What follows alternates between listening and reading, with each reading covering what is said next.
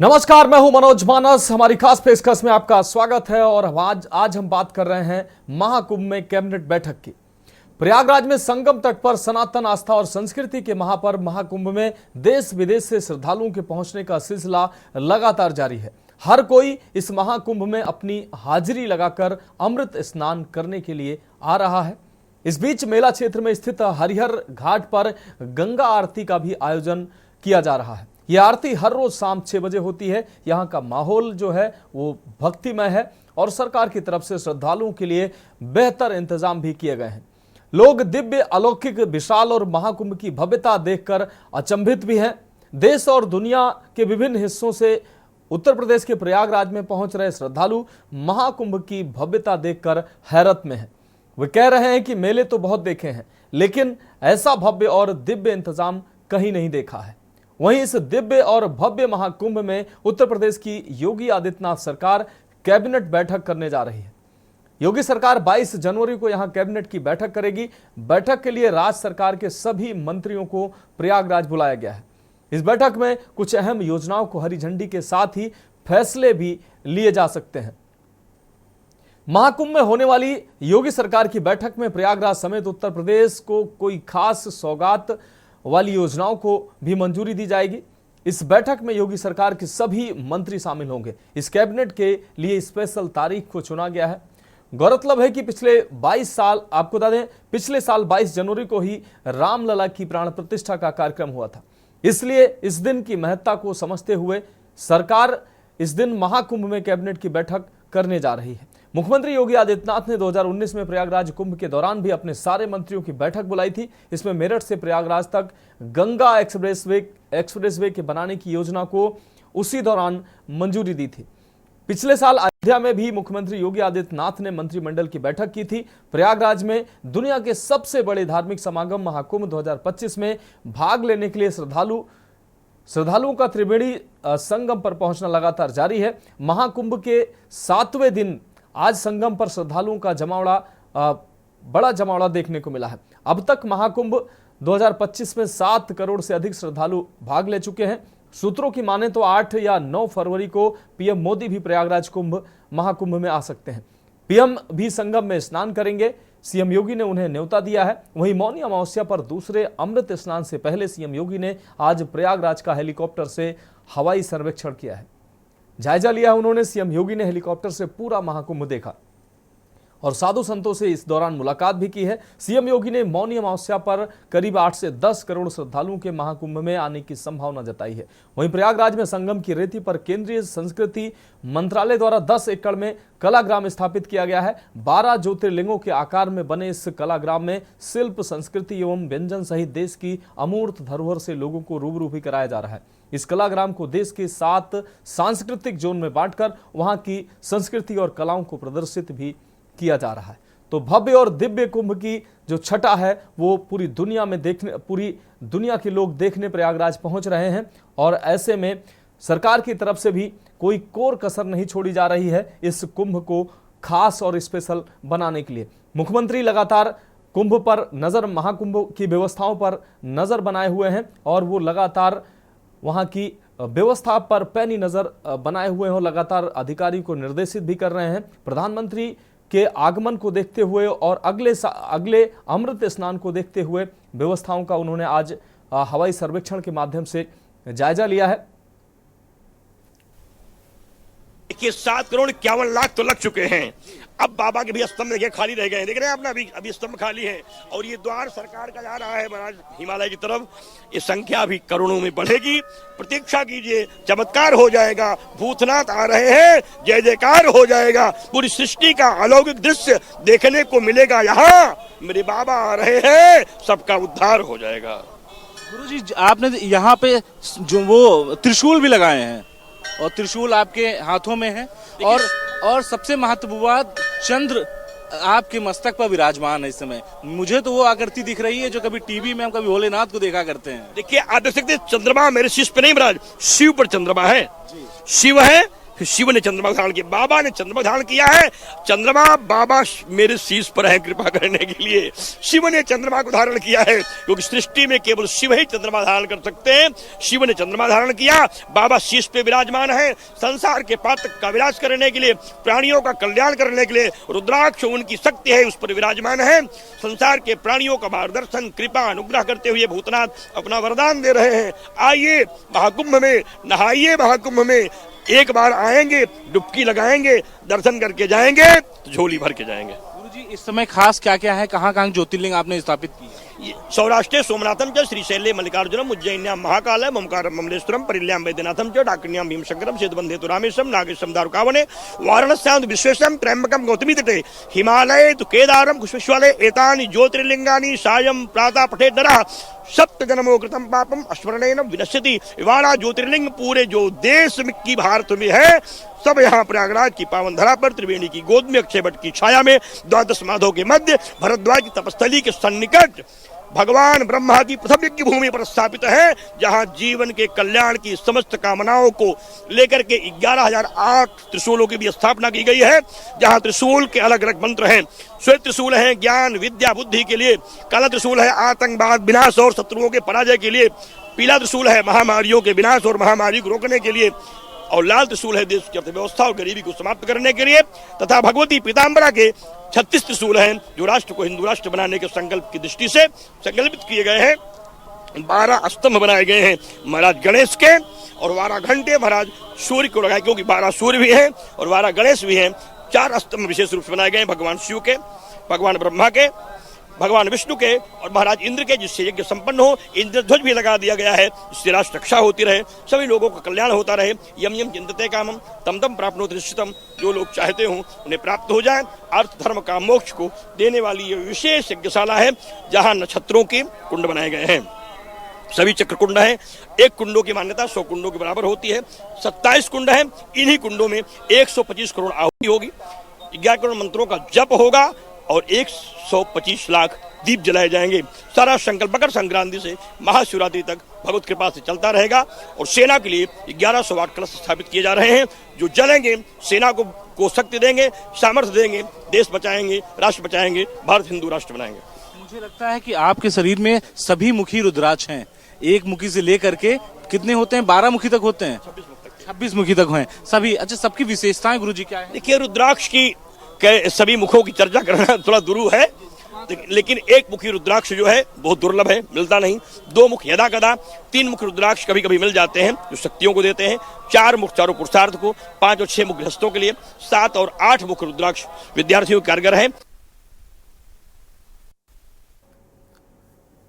तो संगम की ऐतिहासिक, प्रयाग की ऐतिहासिक भूमि और संगम के पवित्र जल में लोगों का पहुंचना और अमृत स्नान करना लगातार जारी है। देश ही नहीं बल्कि दुनिया के कोने कोने से श्रद्धालु संगम के तट पर पहुंच रहे हैं और अमृत स्नान कर रहे हैं। भारत भूमि की इस संगम की धरा को पवित्र मानकर यहाँ पर पहुँच रहे हैं, यहाँ पर आचमन कर रहे हैं, स्नान कर रहे हैं और कुंभ की व्यवस्थाओं को देखकर अचंभित भी हो रहे हैं।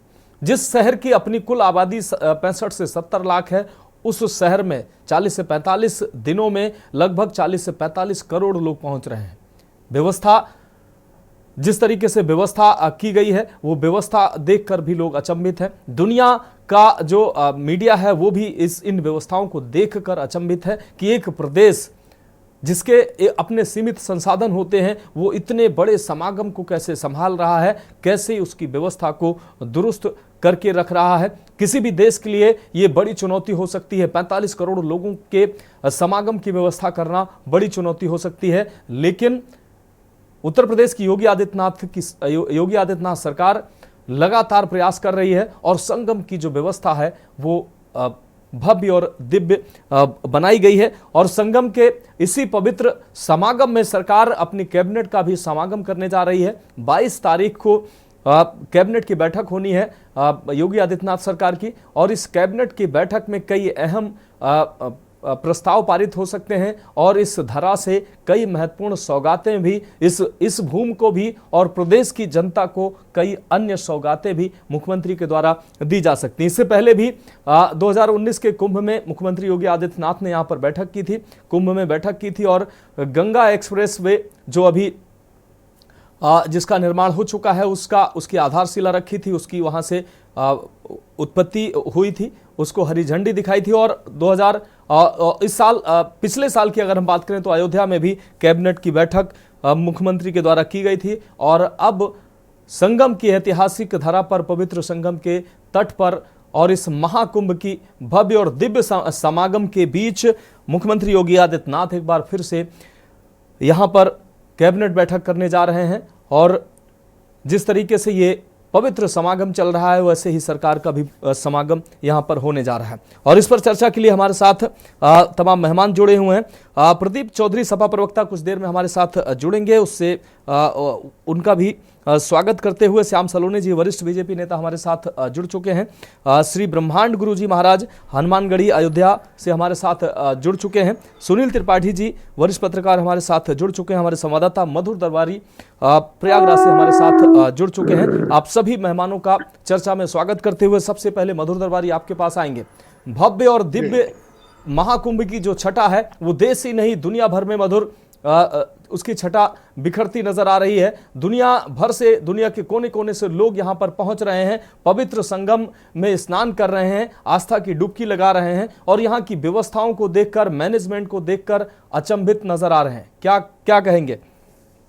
जी, मैं आपको बता दूं मनोज की जो ये बिल्कुल सही बात है, क्योंकि जो ये समागम होने वाला है ये धरती धरा का जो है सबसे बड़ा आध्यात्मिक, धार्मिक और सांस्कृतिक समागम है ये। और यहाँ पे आपको हर तरीके का समागम देखने को मिलेगा, चाहे साधु संतों का समागम हो, चाहे किसी भी क्षेत्र के व्यक्ति का समागम हो। आपको मैं बता दूं कि यहाँ पे संस्कृति का महत्व कुंभ भी शुरू हो चुका है, जहाँ पे जो शुरू को जो सम्राट है आपके शंकर महादेवन वहां पे आके उन्होंने अपनी प्रस्तुति दी। और वहां से जो है हमारे डिप्टी सीएम साहब ने वहां पे जो केशव प्रसाद मौर्य जी है उन्होंने आके वहां पे उसका औपचारिक उद्घाटन किया। तो एक तरीके से मैं बता दूं कि हर क्षेत्र का व्यक्ति, हर तरीके के आपको यहाँ पे, चाहे वो आपकी संस्कृति से संबंधित हो, चाहे यहाँ के जो आपकी पुरानी ऐतिहासिक धरोहरें हैं, वो सबको यहाँ पे जो सम्मिलित किया गया है। यहाँ पे योगी जी ने पूरे जो है अभी नहीं काफी समय से यहाँ तैयारियां चल रही है। योगी जी बराबर जो है खुद आगे से लीड करके और जो उसको कह सकते हैं कि वो पूरा नेतृत्व कर रहे हैं और उसको पूरे महाकुंभ को जो है महादिव्य और भव्य और नव्य बनाने की तैयारियां कर रहे हैं। जैसे कि ये जहां तक अभी तक संस्कृति और जो डिजिटल जो आपका आधुनिकता और संस्कृति का जो एक कह सकते हैं कि बहुत ही जबरदस्त संगम है, ये महासंगम है। क्योंकि यहाँ पे आप देखने को आपको जो संस्कृति मिलेगी, भारत की संस्कृति मिलेगी, साधु संत, आपको मैं बता दूं केवल देश से नहीं विदेशों से भी लोग आ रहे हैं। ऐसा माना जा रहा है कि करीब 45 से 50 करोड़ लोग जो यहाँ पे आस्था की डुबकी लगाएंगे। और अभी तक अगर देखा जाए तो करीब 7 करोड़ लोग अभी तक आस्था की डुबकी लगा भी चुके हैं। क्योंकि जो मकर संक्रांति का जो आपका स्नान हुआ था, जो अमृत स्नान पहला स्नान था, उसमें करीब 2.5-3 करोड़ लोगों ने स्नान किया। उसके बाद जो पौष पूर्णिमा का उसके पहले हुआ उसमें करीब 1 करोड़ 65 लाख लोगों ने किया। उसके 2 दिन पहले से यहाँ पे स्नान शुरू हो गया था, जिसमें प्रदोष का व्रत है। जब से कल्पवासी यहाँ पे आना शुरू होगा, करीब 10 लाख कल्पवासी, मैं आपको बता दूं इस समय यहाँ पे 1 महीने के लिए यहाँ पे जो है अपनी पूजा अर्चना और जो पूरा जो कठिन तपस्या होती है वो क्रिकेट तपस्या है वो यहाँ पे कर रहे हैं धरा की धरती पर। और जो आपकी रेती की धरती है वहाँ पे रेती का संगम है, वहाँ पे सब मौजूद है। और उसके साथ साथ मैं आपको बता दूं कि जो आपको करीब ये जो 11 तारीख को जो प्रदोष का व्रत है वहाँ पे करीब 35 लाख लोगों ने स्नान किया। उसके बाद 14 तारीख को उसके अगले दिन जो है करीब 50 लाख लोगों ने स्नान किया। और आपको जहाँ तक मकर संक्रांति के बाद भी करीब 25-30 लाख लोगों ने यहाँ पे स्नान किया। तो कुल मिलाकर आप जो मान लो कि अभी तक करीब 7 से 7.5 करोड़ लोग जो है शाही स्नान जो आस्था की डुबकी को लगा चुके हैं। और अभी भी मैं आपको बता दूं कि जो 29 तारीख को यहाँ पे जो आने वाले आपका जो होने वाला है मौनी अमावस्या का तो पर्व होने वाला है, बहुत ही बड़ा पर्व होने वाला है। और ऐसा कहा जाता है कि जो कुंभ का असली मतलब है वो 29 तारीख को ही होगा, क्योंकि उनके एक कुंभ एक ही दिन होता है, वो 29 तारीख को होगा, बाकी तो पूरा मेला है। तो असली अभी स्नान तो आना बाकी है, जो अमृत स्नान है, जो जिसमें करीब 8 से 10 करोड़ लोग मैं आपको बता दूं यहाँ पे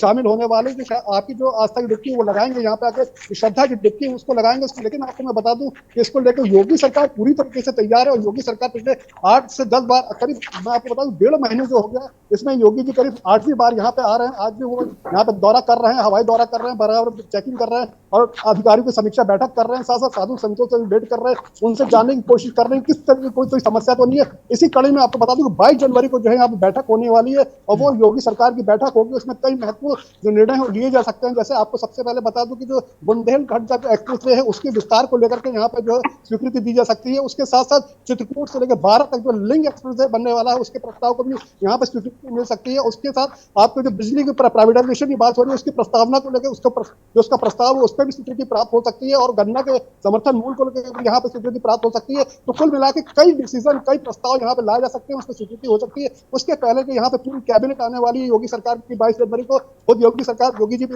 रहेंगे, वो उसका नेतृत्व करेंगे, जैसे कि वो खुद उसके मुखिया हैं पूरे सूबे के। तो वो वहाँ पे जो है शाही स्नान भी कर सकते हैं। वहाँ पे जाकर जो स्नान होगा, जो आस्था की डुबकी वो लगाएंगे और पूरी की पूरी कैबिनेट, पूरी सरकार जाकर के योगी सरकार है वहाँ पे आस्था की डुबकी लगाएगी। और डुबकी लगाने के बाद आकर के वहाँ पे मेला प्राधिकरण का जो कार्यालय है वहाँ पे आकर के वो अपनी बैठक करेंगे। बैठक करके वो कई, जैसे मैंने आपको बताया, निर्णयों पर जो अपना प्रस्ताव पारित कर सकते हैं, उसको स्वीकृति प्रदान कर सकते हैं। उसके साथ साथ ये केवल आपको जो डबल इंजन की सरकार, ये केवल योगी सरकार तक सीमित नहीं है, बल्कि प्रधानमंत्री जी भी बराबर जो है देख रहे हैं, उस पर मॉनिटरिंग कर रहे हैं ऊपर से। और यहाँ पे वो 13 दिसंबर को आया भी तो उन्होंने पूरा यहाँ पे बराबर देखा था कि क्या समीक्षा चल रही है, किस तरह की समीक्षा की लोगों के साथ साधु संतों साधु बैठे। तो उसके अलावा आप देख लीजिए कि जितने आला अधिकारी हैं और जो भी प्रशासनिक अधिकारी हैं, पूरा टीम पर चल रहा है। रेलवे प्रशासन पूरे से इसमें जुड़ा हुआ है। रेलवे प्रशासन ने इसमें जो बड़ी स्पेशल तरीके से तैयारी कर रखी है, कलर कोडिंग की यहाँ पे व्यवस्था कर रखी है कि जो अभी करोड़ों लोग आने वाले हैं उनको जो है प्रयागराज जंक्शन पे ला करके जो सब स्टेशन है, 9 स्टेशन है, वहीं पे उनको डिवाइड किया जाएगा, उनको वहीं रोका जाएगा। जो जिस दिशा से आ रहा है, जैसे मान लीजिए कोई कानपुर से अगर आ रहा है तो कानपुर वाले को जो हरा रंग का टिकट दिया जाएगा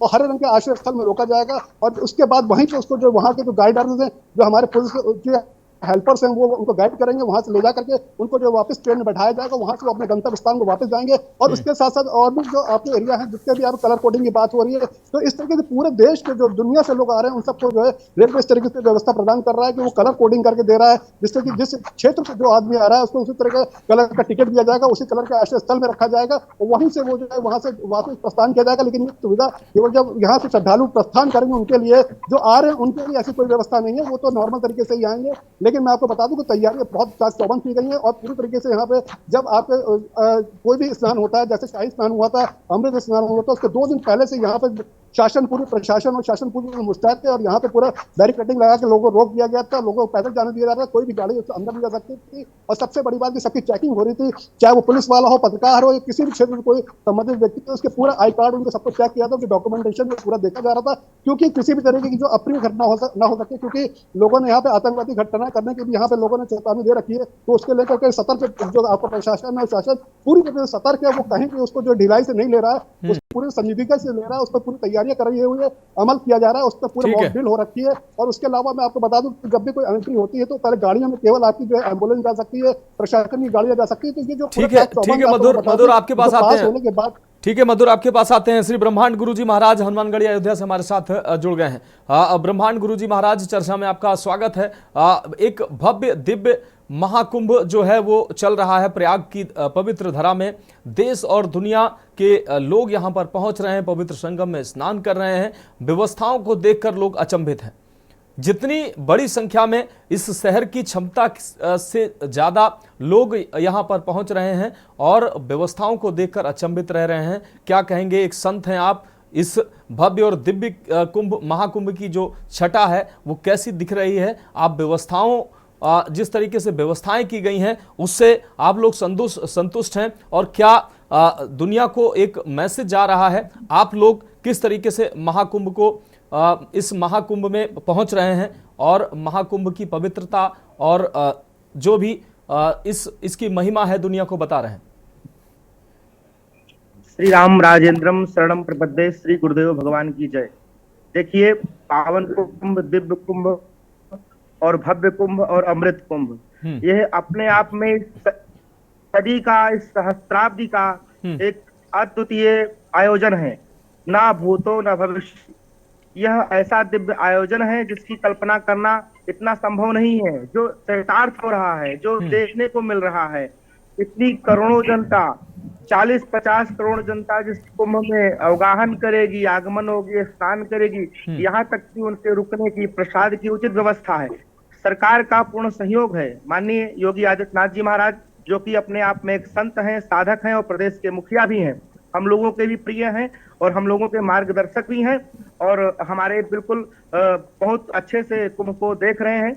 और माननीय योगी आदित्यनाथ जी के साथ में जो हमारे माननीय नरेंद्र मोदी साहब हैं, आप भी नित इसकी जानकारी लेते हैं पीएमओ के द्वारा, यहाँ के जो उनके निजी सचिव हैं, जो उनके आला अधिकारी हैं। और हमारे अखाड़े, चूंकि अखाड़ों की भूमिका सदा से रही है, सत्ता आती रही जाती रही, लोग बदलते रहे, न जाने कितने धर्मियों विधर्मियों और लोगों की शासन आया, लेकिन ये कुंभ ऐसा सनातन अनादि आयोजन है जो कभी समाप्त ही ना हुआ। मानो जैसे सूर्य की किरणें सदा से अनंत है, अनादि है, वैसे ही ये कुंभ भी अनंत है, अनादि है। तो यह अनादि और अनंत कुंभ जो है आज की जो व्यवस्था है, क्योंकि सरकार ही चाहती है तो कोई कार्यक्रम या कोई आयोजन सफल हो पाता है। तो आदरणीय योगी आदित्यनाथ जी महाराज, जो कि संत भी हैं और प्रदेश के मुखिया भी हैं, सोने पर सुहागा है, क्योंकि यह पावन कुंभ अपने आप में, इस कुंभ का जो दर्शन कर पा रहे हैं, जो सुन पा रहे हैं, या जिनको आने का अवसर प्राप्त होगा, देश से हो या विदेश से हो, मानो उनका जीवन अपने आप में धन्य होगा। यह अमृत स्नान की अगर एक बूंद भी किसी मानव पर पड़ जाती है तो वह देवतुल्य हो जाएगा। क्योंकि यहाँ पर देश और दुनिया के संत आए हुए हैं, और मैं कहता हूँ कि मैं विश्व के सबसे बड़े अखाड़े का साधक संत हूँ, जो 9 अखाड़ों से निर्मित एक अनी है, 18 अखाड़ों की 3 अनियां जिसमें है, और रामकृष्ण की परम उपासना। ऐसे पावन अखाड़े में मुझे सेवा करने का अवसर प्राप्त हो रहा है।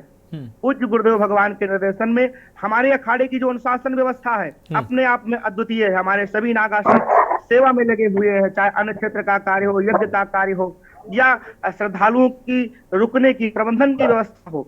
और मैं तो चाहता हूं कि देश दुनिया देखे इस नजारे को। एक योगी से अच्छा कोई समाज का सेवी नहीं हो सकता है, एक संत के जैसा कोई सरकार नहीं चला सकता है। और समाज को चाहिए कि अब संतों के साथ में आ जाए, क्योंकि संत ही ऐसी सत्ता है जो मानव जाति को बचा सकेगी। देश हो या दुनिया हो, दुनिया की जितनी भी संस्कृतियां हैं कल बनी है, कल समाप्त हो जाएंगी, लेकिन सनातन एक ऐसी संस्कृति है, ऐसी व्यवस्था है जो सदा सदा से मानव को जीवन और आनंद की प्राप्ति कराती है। ठीक है गुरुजी। पावन कुंभ सबके लिए हितकारी है और सबको कल्याण देने वाला है। इसलिए यह अमृत अनंत स्नान की जो संज्ञा है, जो शाही स्नान परिवर्तन हुआ शब्दों की श्रृंखला में, यह अमृत अनंत स्नान समस्त मानव जाति को और समस्त सृष्टि को शांति और आनंद की महाराज जी हम आपके पास आते हैं। महाराज जी हम आपके पास दोबारा आते हैं। हमारे साथ श्याम सलोने जी, वरिष्ठ बीजेपी प्रवक्ता हमारे साथ जुड़े हुए हैं। श्याम सर, चर्चा में आपका भी स्वागत है।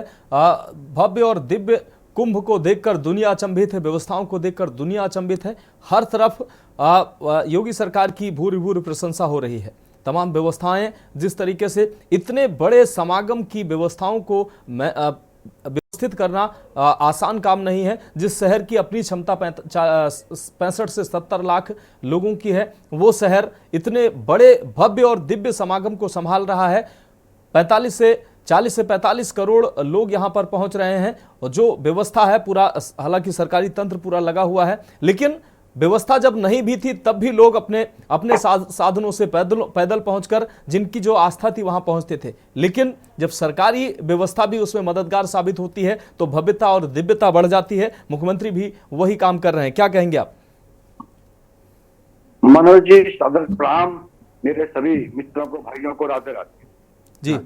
सर्वप्रथम तो मनोज जी मैं आपको और जितने भी हमारे डिजिटल इलेक्ट्रॉनिक चैनल हैं जी, जो आज महाभारत में जिस तरह से संजय ने जो कार्य किया था, घर बैठ करके धृतराष्ट्र जी को जो पूरा वर्णन दिखा दिया था कि क्या हो रहा है महाभारत में, वो काम आज इस युग में आप चैनलों के माध्यम से घर घर में वो माताएं, बहनें, बुजुर्ग जो किसी वजह से कुंभ में नहीं जा सकते हैं, वो तमाम जो हमारे गुरुजन हैं, हमारे संत जिनके दर्शन नहीं कर सकते हैं, आपके माध्यम से उनके साक्षात दर्शन करने का जो सौभाग्य प्राप्त हो रहा है, उसके लिए तमाम मीडिया चैनल को मेरा कोटि कोटि आभार, धन्यवाद, और प्रभु आपको सदैव प्रसन्न रखे जी। दूसरी चीज, इस बार ये महाकुंभ अपने आप में ये महाकुंभ है, 144 वर्ष के बाद हम लोगों को देखने के लिए ये कुंभ मिल रहा है।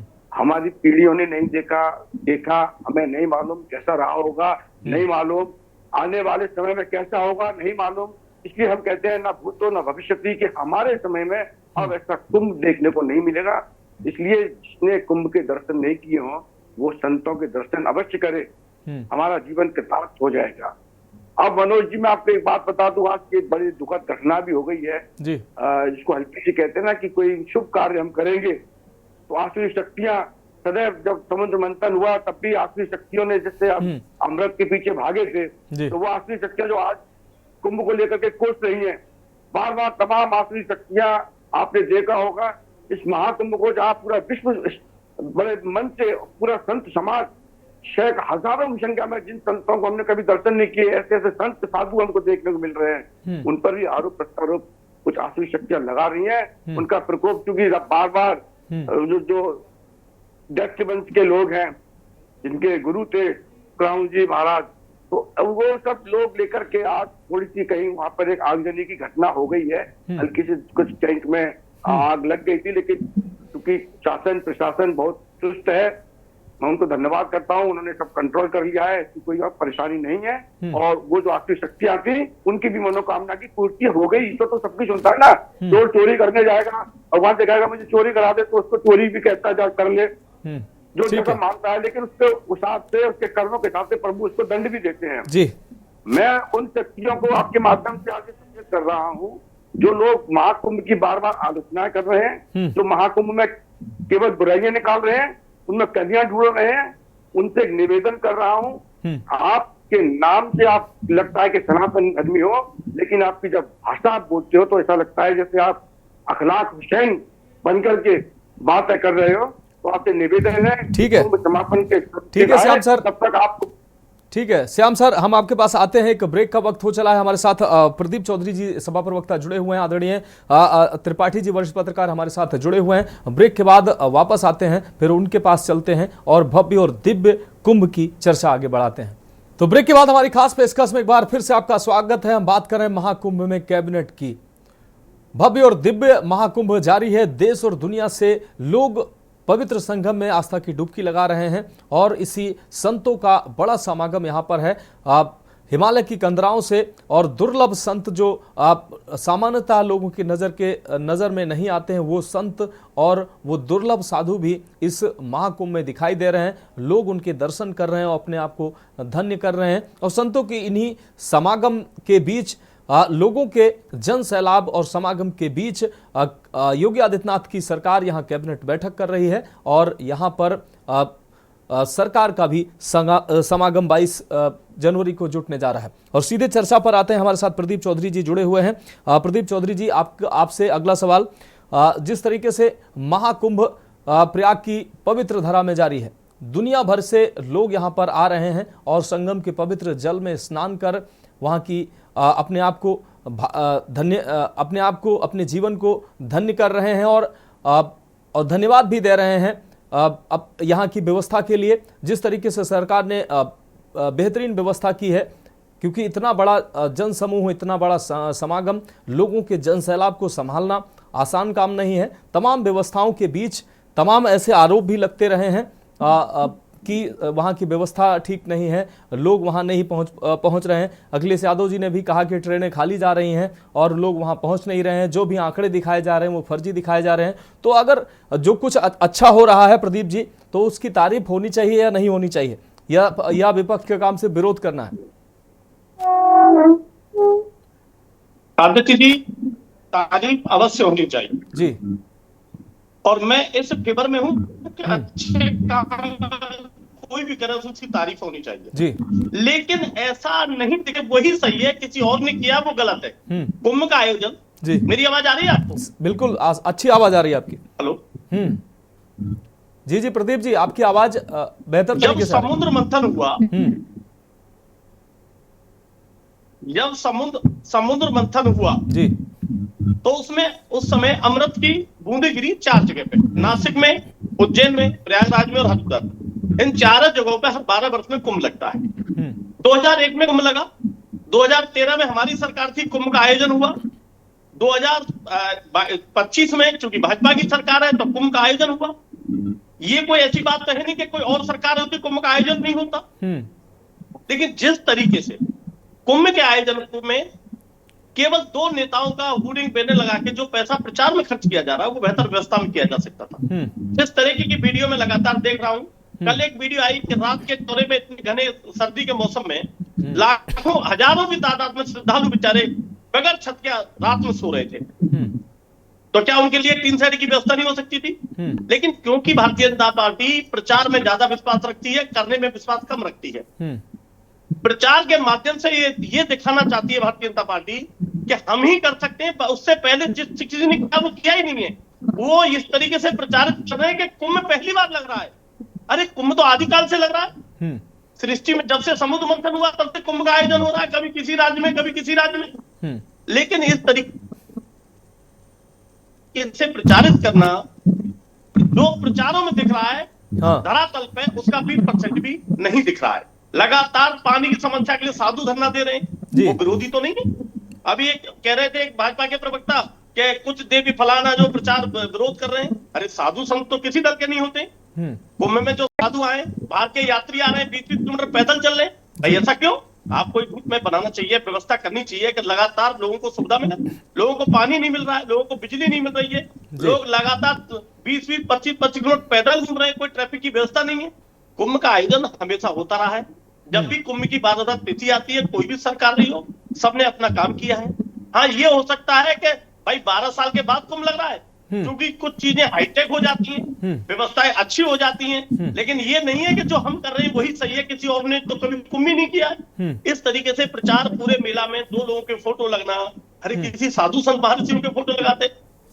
तो इस तरीके से हमारा कोई विरोध नहीं है, क्योंकि हमारी सरकार 2013 में हमारी सरकार में कुंभ का आयोजन हुआ और आजम खान साहब उसके प्रभारी थे। अगर कोई गलती हुई तो आजम खान साहब ने सभी संतों से कहा मैं कोई गलती उसकी क्षमा मांगता हूं और आप जो कहोगे मैं अच्छी व्यवस्था करने का प्रयास करूंगा। लेकिन ऐसा नहीं करना चाहिए जिस तरीके से शो ऑफ किया जा रहा है पूरे देश में। इतने लोग आएंगे, इतने लोग आएंगे। अरे श्रद्धा जिसकी होगी, मैं खुद कह रहा हूं मैं जाऊंगा। जिसकी श्रद्धा कुंभ में है, साधु संतों में है, धर्म में है, वो जाएगा। किसी को मंदिर दर्शन के लिए न्योते की आवश्यकता नहीं होती है। कुंभ में जाने की आस्था से मेरी आस्था में जाऊंगा, जब समय मिलेगा तब जाऊंगा। ये थोड़ी है कि कुंभ में किसी के बुलाने से जाऊंगा। इसलिए कुंभ की व्यवस्था सदैव अच्छी होती रही है और जैसे जैसे समय निकलता चला जाएगा बेहतर होती चली जाएगी, क्योंकि टेक्नोलॉजी आ जाएगी, मशीनरी आ जाएगी, व्यवस्थाएं आ जाएंगी, लोगों का प्रचार का माध्यम है, टीवी है, यूट्यूब है, इस नाते लोग ज्यादा पहुंच रहे हैं। प्रदीप चौधरी जी, आप ये तो कह रहे हैं कि व्यवस्था ठीक है, लेकिन आप क्रेडिट नहीं देंगे। आप तकनीकी समय बदला है, तकनीकी बदली है तो तकनीकी बदल गई, लेकिन उसको लागू करने वाली तो सरकार ही है ना। अनुदान होगा जी, इसलिए अव्यवस्थाएं बहुत हैं। लोग बगैर छत के सो रहे हैं, लोग 30-30 किलोमीटर पैदल चल रहे हैं, लोगों को कोई साइन बोर्ड नहीं दिखाई दे रहे हैं, केवल 2 फोटो दिखाई दे रहे हैं। उसके अलावा कुंभ में ये हमारा कोई विरोध नहीं है, लेकिन हम ये कहेंगे व्यवस्था बेहतर की जाए। व्यवस्था बेहतर के लिए समय काफी मिलता है। जब ठीक है थी कुंभ फला तारीख से चालू होगा, तो भाई एन मौके पर काम क्यों कर रहे हैं? आप साल भर पहले काम चालू करा देते, जिससे कि आनंद फानंद में आपको अफरा तफरी नहीं होती, अव्यवस्था नहीं होती। अब रातों दिन आप काम कर रहे हो, कुंभ का समय आ गया, जब से क्या सो रहे थे आप। लेकिन जिस तरीके से प्रचार किया जा रहा है, हमें उससे विरोध है। साधु संतों को, श्रद्धालुओं को सुविधा।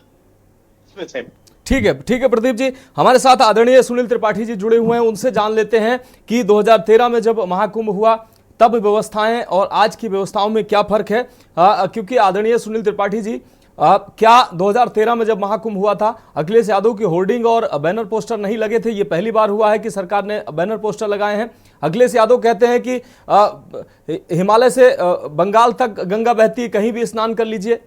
तमाम वो कह रहे हैं ट्रेनों में लोग ट्रेनें खाली जा रही हैं, लोग जा नहीं रहे हैं, इस तरीके की वो बातें कर रहे हैं। और प्रदीप जी कह रहे हैं कि वो विरोध नहीं कर रहे हैं। भाई जिनकी आस्था है वो तो जाएगा ही, प्रदीप जी को जबरदस्ती कोई नहीं भेज देगा। लेकिन अगर कहीं ना कहीं सरकार पूरी तरीके से उस व्यवस्था को दुरुस्त कर रही है, इतने बड़े समागम को, पिछले महाकुंभ की अगर जन आंकड़ों की अगर बात करें तो 12 से 13-14 करोड़ लोगों का आंकड़ा था। इस बार उससे 3 गुना आंकड़ा बढ़ रहा है जो सरकार का आंकड़ा है। 7 करोड़ लोगों ने अब तक स्नान किया है। सर, व्यवस्थाएं पहले क्या थी सर और अब क्या है?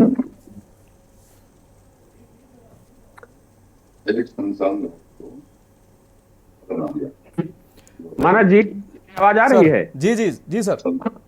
अयम पिता परो वेत्ति गणना लघु चेसाम उदार चरितानाम वसुधैव कुटुंबकम। जी, ये लोग हमारे सनातन धर्म की पद्धति को सिखाता है और जो समझता है उसी को अनुभूति होती है समझने की। बिल्कुल, मानो तो गंगा माँ हूं, ना मानो तो बहता पानी बेशक है।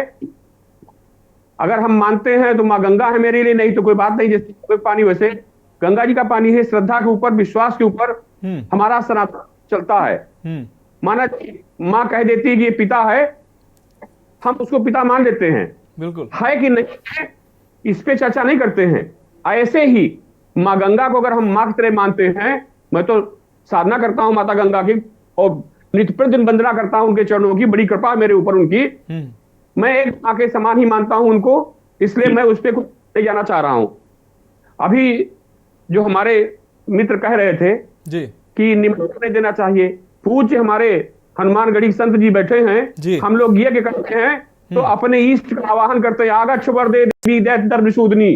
पूछे महान जी से कि हम अपने जिस चीज से साधना करते हैं उसका पहले आह्वान करते हैं कि आप आइए मेरे यज्ञ में बैठिए, मेरे यज्ञ को पूरा कीजिए। लेकिन वो उस चीज से अनभिज्ञ है। मैं तो यही कहूंगा, उसको आनंद उस चीज का नहीं मिलता है। घायल की गत घायल जाने और न जाने कोई। जो महात्मा हमारे साधक तपस्वी बैठे हुए हैं, मैं उनके चरणों में प्रणाम करते हुए कहना चाह रहा हूं कि अहो धन्य है हम लोग जो ऐसे महात्माओं के दर्शन पाने के लिए इस महाकुंभ में पा रहे हैं और जा रहे हैं। ये इस देश के साधक ही इस देश को बचा रहे हैं और साधना के बल पे ही मेरा देश चल रहा है। मैं तो यही कहूंगा मानस जी, तपस्या के बल पर ही सनातन जिंदा रहा है। इस तरह से हमारे सनातन को खत्म करने के लिए हजारों वर्ष लोग लगे रहे, सनातन आज भी जिंदा है। और इस पे इस तरह का काज करना और कि निमंत्रण नहीं देना चाहिए, व्यवस्थाएं ठीक नहीं। मैं बड़ा निवेदन साथ कहना चाह रहा हूं कि जिस प्रदेश, जिस जिले की 30 लाख 20 लाख की हैसियत हो लोगों के बसाने की, वहां अगर 40 करोड़ लोग आए, मैं प्रशासन को भी धन्यवाद दे रहा हूं और योगी आदित्यनाथ को भी धन्यवाद दे रहा हूं कि उन्होंने कैसे वहां व्यवस्था की है। और कोई भगवान की दया से पूर्व सरकारों तरह अभी घटना घटी नहीं हुई है। आजम खान साहब थे, मैं जाना नहीं चाह रहा था, लेकिन क्या दुर्दशा हुई हमारे सनातनियों की, वहां दर्शनार्थियों की। 40-42 लाशें तो आज भी इतिहास के पन्ने में दफन है। लोग भगदड़ मरे थे, उसका आंकड़ा भी नहीं दिया गया सरकार के द्वारा। और वहां ऐसे ऋषि मुनि तपस्या करने के लिए आए हैं तो उनको तो आपको प्रणाम करना चाहिए। मैं बड़ा निवेदन साथ कहना चाह रहा हूं कि समाजवादी पार्टी जो मुलायम सिंह जी की पार्टी थी, वो पार्टी अब समाजवादी पार्टी नहीं रह गई है। नेताजी का मुझे याद आ रहा है, नेताजी स्वयं कुंभ में नहाने गए थे और पूरा जल नहीं था गंगा जी में, आज भी वीडियो पड़ी हुई है। लेकिन नेताजी ने कभी इस तरह से सनातनियों को या कुंभ को लेकर कटाक्ष नहीं किया जिस तरह से हमारे आदरणीय अखिलेश जी हर बार टारगेट करते जा रहे हैं और समाजवादी पार्टी किस ओर लेके जा रहे हैं। 27 से चुनाव में मैं बड़ा निवेदन साथ करना चाह रहा हूँ, इस परिणाम कहीं कहीं माना जी उनको भुगतना पड़ेगा। आप सनातनी नहीं है, आप जाएं न जाएं, लेकिन जो धर्म में पूजा कर रहा है, पूजा कर रहा है, धर्म की बात कर रहा है, कम से कम उसके ऊपर कांच रखिए। 30 करोड़ लोगों की व्यवस्था करना प्रशासन को कितना कठिन हो रहा होगा, जरा उस प्रशासन की दर्द समझिए। वो भी तो हमारे आपके भाई मित्र हैं जो दिन रात वहां लगे हुए हैं। मैं देख रहा हूं आपके टीवी चैनलों के माध्यम से कि देश की ऐसी ऐसी संस्थाएं लगी हैं जो बढ़िया भोजन करा रही हैं, बढ़िया सेवा कर रही हैं। मेरे मित्र एक बार चर्चा उन पर भी कर दीजिए, उनका भी उत्साह बढ़ा दीजिए कि ऐसे लोग हमारे कुंभ में आए हैं जो दिन रात संतों की सेवा में लगे हुए हैं। लेकिन उस पर चर्चा नहीं होगी। अगर एक होल्डिंग गिर जाएगी तो उसके ऊपर चर्चा होगी। और जो सरकार होती है, मैं तो अपने जीवन काल में कई मुख्यमंत्रियों को देखा है, जिसकी सरकार होती है वो अपना प्रचार पर सही बिना प्रचार प्रसार किए, यहां तक कि गेहूं के राशन के बोरियों पर मैंने फोटो देखी है, किसान चीजों पर मैंने फोटो देखी है। माना जी अगर मैं गलत कह रहा हूं तो आप सारे विद्वान लोग बैठे बता दीजिए। उस पर भी फोटो लग आता था। होना चाहिए, मैं इस बात बुरा नहीं मानता हूं। सरकार अच्छा कार्य कर रही, बुरा कार्य कर रही, जनता सब समझ रही है और हर सरकार अपने कार्यकाल में बेहतर कार्य करने का प्रयास करती है। लेकिन जो जैसा होता है उसकी सोच, उसके कार्य, उसकी मानसिकता वैसी ही होती है। योगी आदित्यनाथ जी एक संत हैं, इसलिए संत की पीड़ा, संत का सम्मान, संत की साधना को बेहतर समझते हैं। इसलिए वो भव्य और दिव्य महाकुंभ का आयोजन किए और हम लोग सौभाग्यशाली हैं कि 144 साल बाद ऐसे कुंभ के दर्शन कर रहे हैं। पता नहीं फिर कहां हो, किस जगह हो, इसका ही पता नहीं है, लेकिन दर्शन करने परमात्मा ने मौका दिया है, इसको खोना नहीं चाहिए। ठीक है सर, ठीक है सर। हमारे साथ श्री ब्रह्मांड गुरु जी लगातार जुड़े हुए हैं। गुरु जी, हमारा सवाल जिस तरीके से अखिलेश यादव जी ने कहा कि गंगा हिमालय से निकलती हैं और बंगाल तक जाती हैं। कभी भी कहीं भी स्नान कर लीजिए। महाकुंभ की अपनी महत्ता है। गंगा के किनारे कानपुर बनारस का रहने वाला व्यक्ति भी जो गंगा के किनारे रह रहा है वो भी महाकुंभ में जाकर स्नान करना चाहता है क्योंकि महाकुंभ की अपनी महिमा है। महाकुंभ 12 साल में एक बार पड़ता है और इस बार का जो महाकुंभ है उसकी तो महिमा कुछ अलग ही है। ऐसे में ये कहना आप जाएं या ना जाएं, लेकिन उस आस्था पर प्रहार करना कहां तक ठीक है?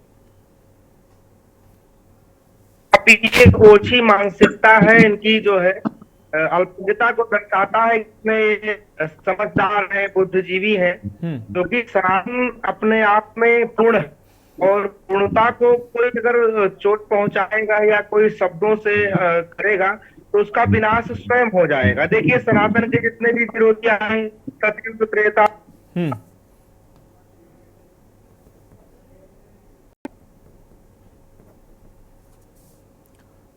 ठीक है श्री ब्रह्मांड गुरु जी से संपर्क हमारा शायद कट गया है। हमारे साथ प्रदीप चौधरी जी जुड़े हुए हैं। प्रदीप चौधरी जी एक बार फिर से आपके पास आएंगे। प्रदीप चौधरी जी, कोई बड़ा एक परिवार होता है, प्रदीप चौधरी जी कोई एक बड़ा अगर परिवार होता है वहां भी छोटी मोटी घटनाएं होती रहती है, अव्यवस्था हो जाती है। यहाँ तो एक जन सैलाब का एक समागम है।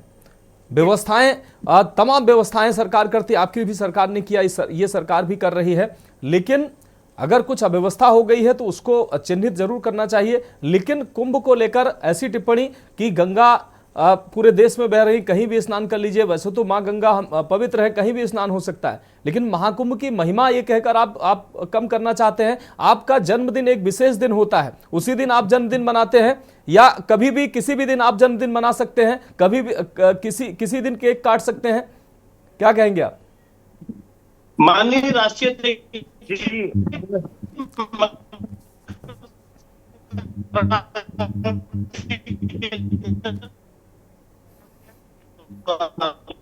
आवाज नहीं आती साहब। लोगों ने टिप्पणियां, उन्होंने तो नहीं कहा जब माँ गंगा बोल जाएंगे, जब माँ गांधी को उन्होंने स्नान इस बात को कुंभ को लेकर के कोई टिप्पणी जी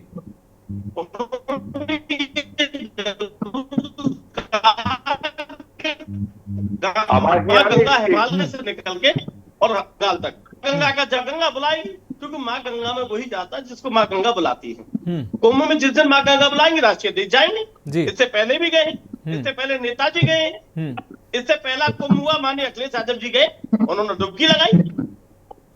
बताओ गए नहीं गए? नेताजी के समय कुंभ हुआ, नेताजी गए।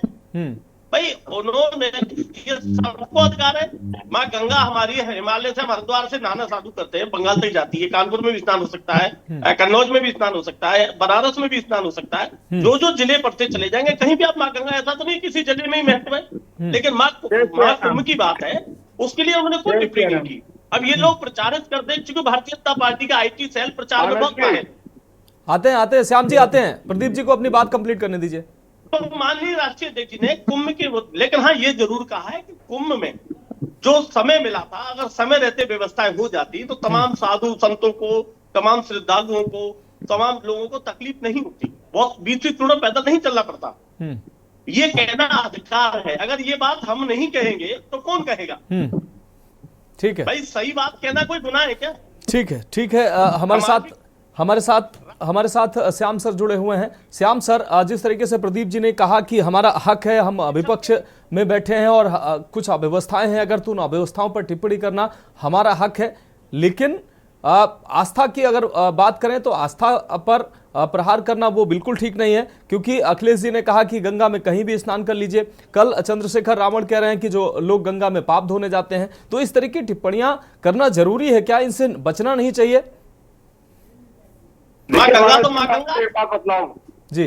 प्रदीप जी आ रहे हैं, प्रदीप जी आप श्याम सर को सुन लीजिए। प्रदीप जी आ रहे हैं आपके पास जी। शांत हो जाइए, शांत हो जाओ। माननीय राजनाथ सिंह ने डुबकी लगाई है क्या? भाई माँ गंगा पवित्र है, हम सबकी जी। कक्षा का ऑडियो डाउन करो। प्रदीप जी आ रहे हैं आपके पास, सुन लीजिए। श्याम जी को सुन लीजिए। ये आखिरी कक्षा का ऑडियो डाउन करो। बहुत आखिरी कक्षा बोल रही है, बहुत जगह रही है। देखिए, प्रदीप जी ने एक सवाल किया था कि महाकुंभ योगी जी की सरकार है, अगर हमारी होती तो आपके कर्म अच्छे नहीं थे, आपके जिसकी भी होगी उसकी सरकार में, हमारी सरकार में कुंभ हुआ है। बेशक किया था प्रदीप जी, आपने बेशक अच्छा काम किया था, बेशक अच्छा काम किया था, लेकिन अगर कोई और कर रहा है तो उसकी प्रशंसा होनी चाहिए। आप सुन लीजिए श्याम सर क्या कह रहे हैं, सुन लीजिए श्याम जी। देश की जनता ने तो योगी जी को चुना, क्यों चुना?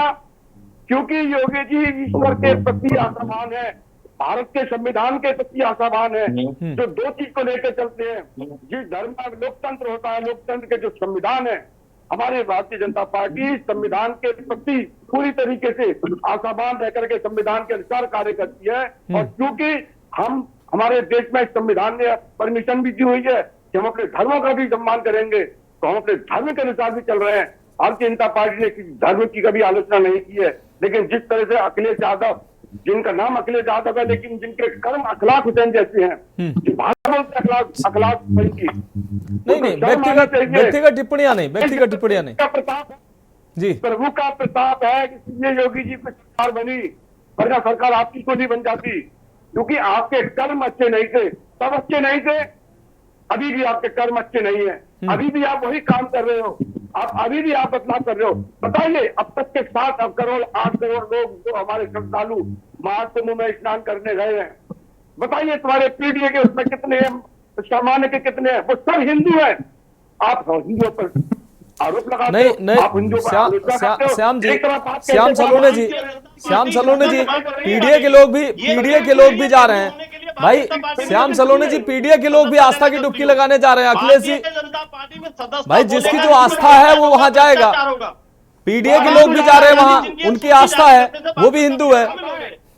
वह हिंदू जा रहा है, हिंदू समझ हिंदू, इन्होंने विभाजन किया, विभक्तकारी लोग है ये विभक्तकारी लोग हैं।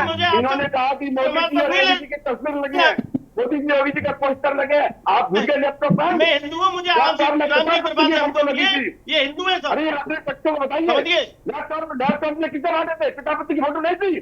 शर्म की आप लोगों को। ठीक है श्याम सर, वहां हिंदू भी पहुंच रहे हैं, क्रिश्चियन भी पहुंच रहे हैं, तमाम धर्मों के लोग पहुंच रहे हैं। ऐसा नहीं है सिर्फ हिंदू ही जा रहे हैं, हिंदुओं का समागम तो है ही, अन्य धर्मों के लोग भी जा रहे हैं। ठीक है श्याम सर, आपके पास आते हैं। हमारे साथ ब्रह्मांडपुरी जी जुड़े हुए हैं, गुरु ब्रह्मांडपुरी जी जुड़े हुए हैं।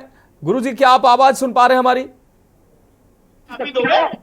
आप आखिरी शक्तियां हैं। अरे मैं हिंदू हूं, मुझे आपका प्रमाण देना है क्या? आप आखिरी शक्तियां हैं।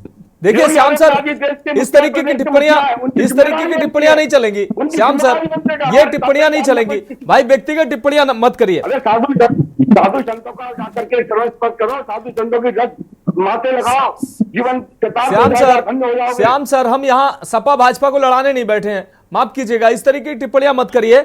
हमारा मकसद है कि अगर देश के लिए सौभाग्य की बात है कि महाकुंभ में दुनिया की नजर महाकुंभ पर है, दुनिया के लोग महाकुंभ में पहुंच रहे हैं, हमारी व्यवस्था की तारीफ कर रहे हैं, और हमारे विपक्ष को भी तारीफ करनी चाहिए व्यवस्था में। जहां व्यवस्था हो उसको इंगित करना चाहिए, और व्यवस्था जहां बेहतर व्यवस्था हो उसकी तारीफ करनी चाहिए। यही हमारा उद्देश्य है। प्रदीप जी, आप गली गली हिंदुत्व का प्रमाण पत्र मत बांटिए।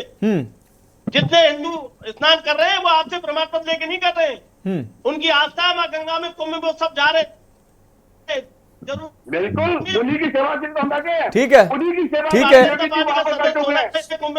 सुनील त्रिपाठी जी के पास आते हैं। हो गया श्याम सर, आपकी बात आ गई। प्रदीप जी, आपकी भी बात आ गई। आप जहां भी कोई भी मंच हो, आप लोग आरोप प्रत्यारोप शुरू कर देते हैं, हमारी सरकार, तुम्हारी सरकार, हमने अच्छा किया, तुमने अच्छा किया। एक दूसरे की लोकतंत्र का नाम जरूर आप लोग लेते हैं, लेकिन असली लोकतंत्र की बात नहीं करते हैं। असली लोकतंत्र की बात जहां होनी चाहिए वो नहीं करते आप लोग। आते हैं आपके पास सुनील त्रिपाठी जी।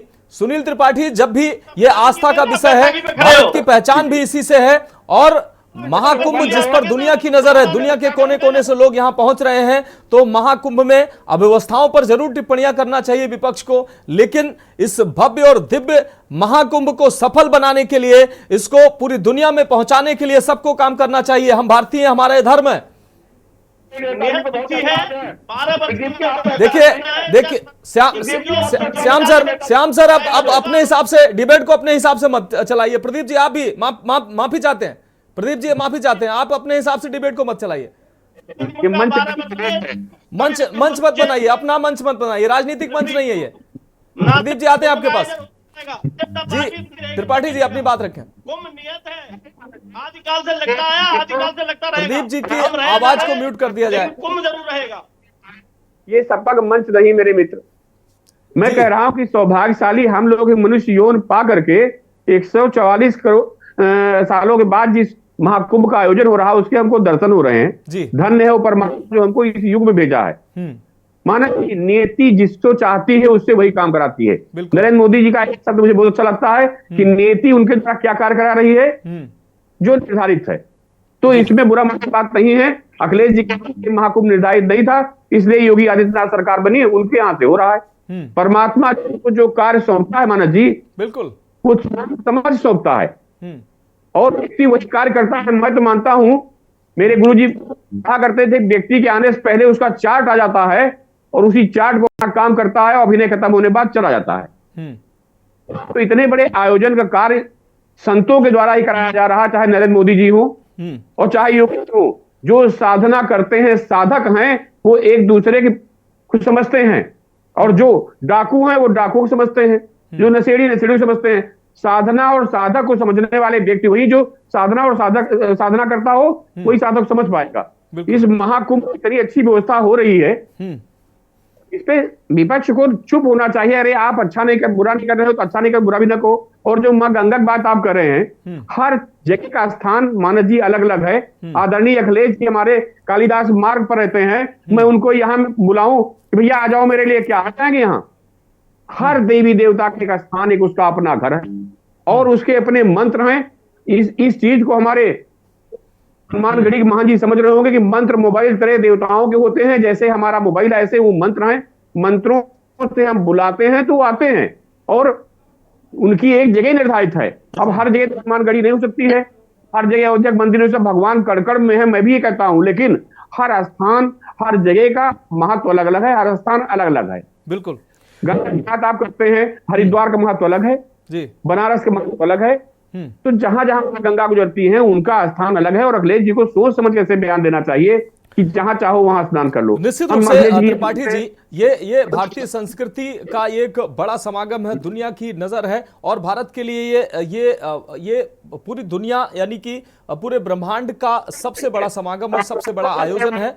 इसको लेकर हर भारतीय की जिम्मेदारी है कि इसको सफल बनाने के लिए दुनिया के कोने कोने तक इसके महत्व को पहुंचाने के लिए हमें प्रयास करना चाहिए। विपक्ष की अपनी भूमिका होती है, विपक्ष जहां व्यवस्था है उसको लेकर टिप्पणी जरूर कर सकता है क्योंकि उसका काम होता है, लेकिन अच्छाइयों को उसको अंगीकृत करना चाहिए, उनको आगे बढ़ाना चाहिए, उसके लिए तारीफ होनी चाहिए। आप सभी मेहमानों का बहुत शुक्रिया इस खास चर्चा में जुड़ने के लिए, हमें समय देने के लिए।